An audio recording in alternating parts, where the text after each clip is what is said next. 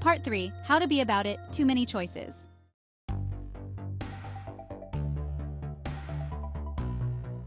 If you wait for perfect conditions, you will never get anything done. If you are waiting for a better time to get started, it will never come. If you think tomorrow is going to be better than today, it won't. You must make a choice, and then you must take swift, definitive action in the direction of that choice. Period.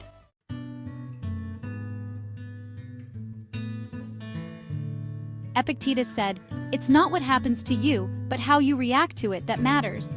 Stoicism isn't just an ancient philosophy, it has practical applications in your modern life today.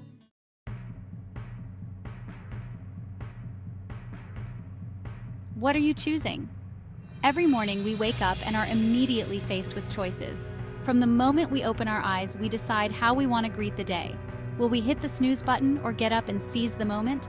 These small decisions set the tone for our entire day. Philosopher Jean-Paul Sartre once said, "We are our choices." This means that our identity is built from the decisions we make. Each choice is a brushstroke on the canvas of our lives. So let's make each stroke intentional and beautiful. In our fast-paced world, it's easy to make decisions on autopilot. But what if we took a moment to practice mindfulness before making a choice? Mindfulness allows us to be present and fully aware of our decisions. Buddhist philosophy emphasizes the importance of mindfulness in everyday life. By being present, we can make more thoughtful and deliberate choices that align with our values and goals. Try this simple exercise. Before making a decision, take a deep breath and ask yourself, is this choice in alignment with my true self? This pause can make a world of difference. Living with intention is a core principle in many philosophical teachings, the concept of living in agreement with nature. This means understanding what is within our control and what is not. By focusing on what we can control, our actions, responses, and choices, we empower ourselves to live a more purposeful life. Imagine starting your day with a simple but intentional choice, practicing gratitude.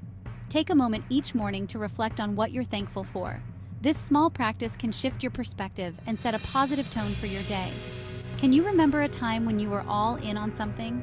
Maybe you were supported and maybe you were not, but you really loved this thing or this idea. You had a very narrow focus, just like a laser. It was all you could think about all day while you were eating or in the shower or just walking. It was all you could talk about to anyone who would listen. You spent all your money on it, maybe buying up books or magazines. It had all of your time and all of your energy and all of your focus, all of your blood and all of your sweat and maybe all of your tears. Well, that's the big idea here, to focus all of your energy into that one thing, self-mastery. Have you heard this one before? Jack of all trades and master of none?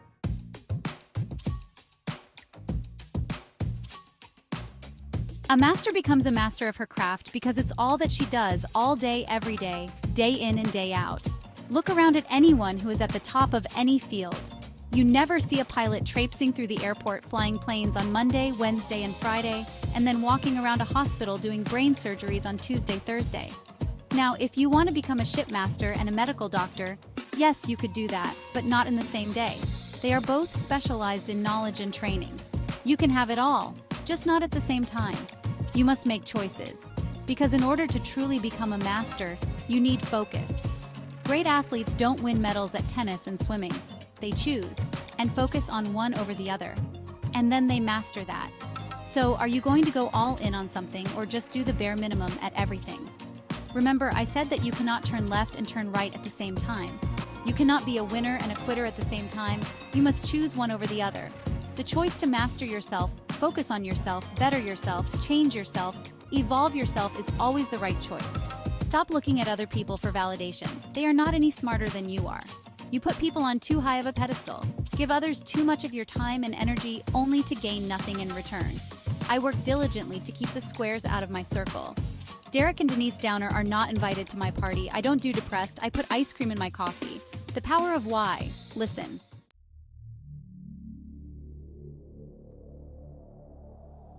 Listen, there is no such thing as stagnation in real life. Nothing stands still. You are either evolving in a forward motion or regressing in a backward motion. For example, some people are really surprised that they have gained an additional 5 or 10 pounds each year. If you gained 10 pounds in one day, It would be so shocking it would have your complete attention. But because it's spread out over 12 months, it's very quiet and subtle, a little here and there, bit by bit, so you don't really notice it. Like the frog in the slowly boiling pot of warm water, people are being lulled into weight gain with small bites day in and day out.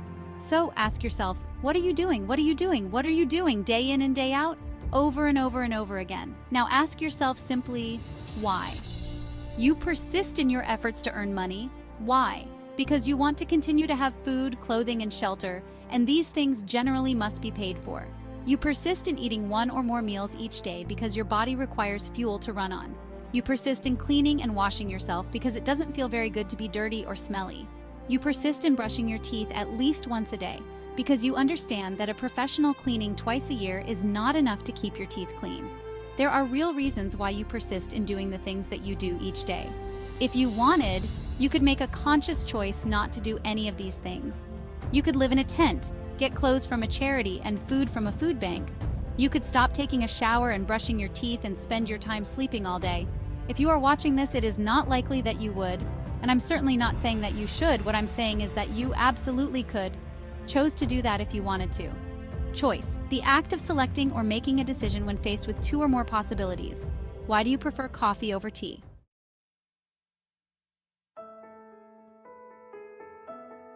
These are not particularly profound questions about the deep meaning of life, but just something to get you started down the path of asking yourself more questions about who you are and what you are doing. Why do you buy new clothes if the old ones still fit? Why do you live in the East and not the West? Why do you live in the West and not the East? Why do you get your hair cut? Why do you let it grow out? Why do you go out instead of cooking? Why do you cook instead of eating prepared food? Why do you prefer carpet to wood floors or wood floors instead of carpet? Why do you prefer wine over beer or coffee over tea? By the way, this is a judgment-free area, so don't even think about it. Why do you go to bed at 9 instead of 8? Why do you get up at 5 instead of 4? Why do you have 2 children instead of 3? Why do you make the bed if no one is going to see? Why do you prefer jazz to R&B or R&B to country? Why do you maybe listen to and like all three? Why are you so messy? Why are you so neat?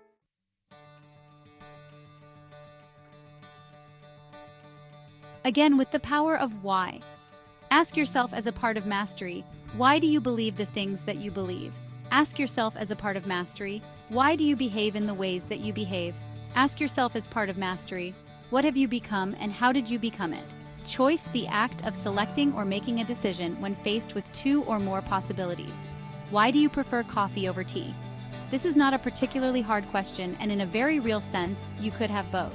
Coffee at 8 and tea at 12. The wonderful thing about life is the abundant number of choices we have.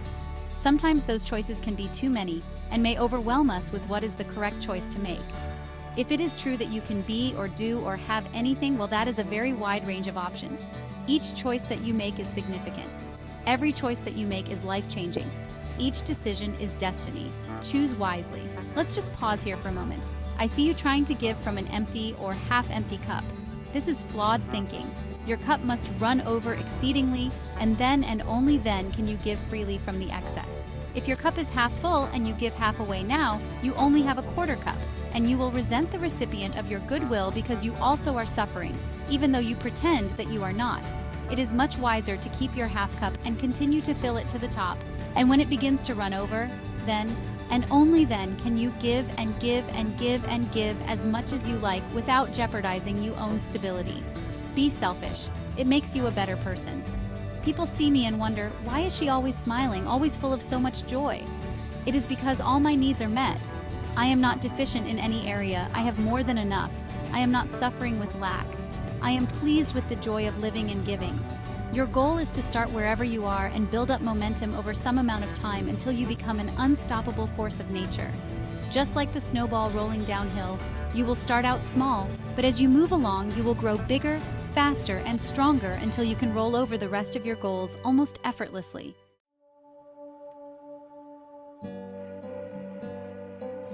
Homework.